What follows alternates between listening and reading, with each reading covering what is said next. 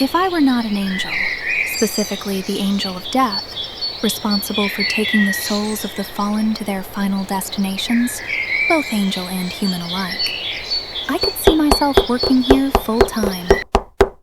The moment I enter the cafe, I am greeted by Sam's earnest and relieved smile, which he quickly tries to hide behind a veneer of professionalism.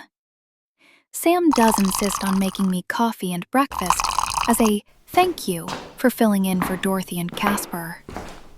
We end up making a compromise. I accept a coffee only if Sam will join me for one. He does, and we end up sitting at the first table where Sam delivered my first coffee the day before.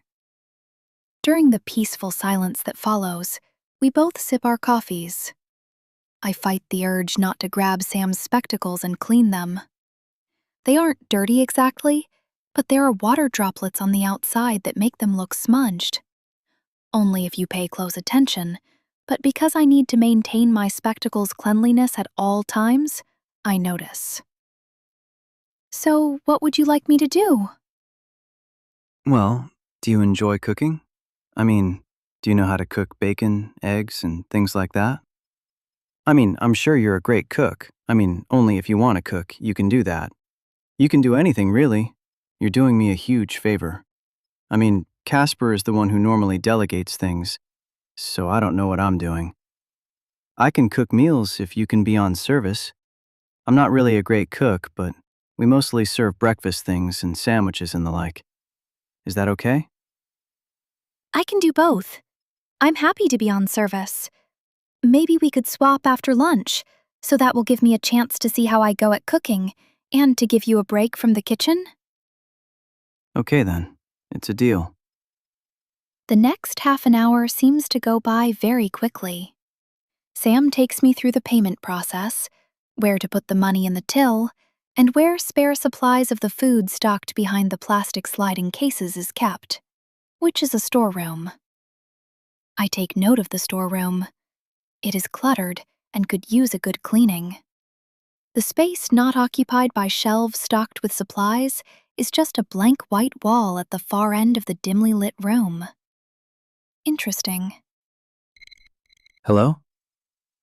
Oh, really? Well, I'm glad he's feeling better. That was quick.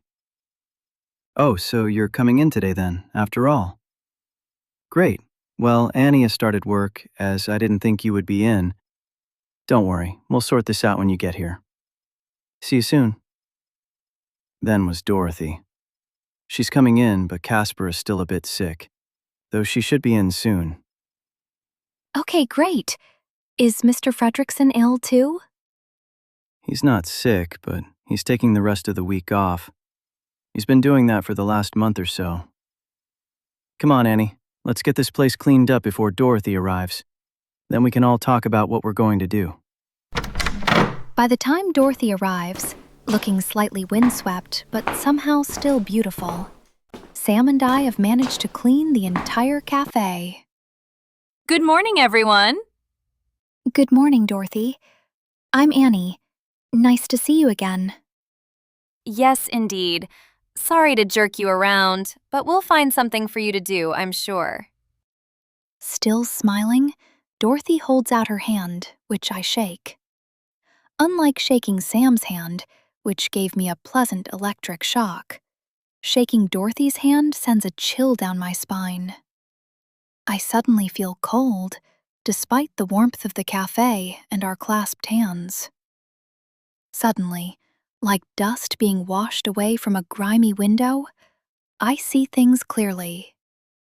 I am just furious at myself for not knowing what was going on until now, and perhaps even more angry with Esther for not telling me about Dorothy when she met her that previous day.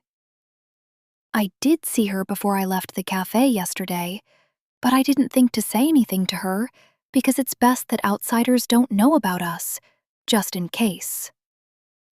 I look up into the eyes of the fallen angel whose presence she had somehow managed to hide from me, the angel of death. Her smile is still somehow sincere and warm, but her eyes are now looking directly into mine. And I can tell she can sense that I am an angel too. I'll go set up outside. Dorothy, would you mind showing Annie the kitchen again? Maybe you two can discuss what you should do. I'm happy to cook for today. Sure, Sam, no problem. Dorothy says, smiling at Sam and proceeding towards the kitchen. I follow at a slower pace. Once I hear the front door shut, I move my hand to cast a locking spell upon the door. But Dorothy has already done it. We don't want to be disturbed, do we? I agree completely, Dorothy. We have much to discuss indeed.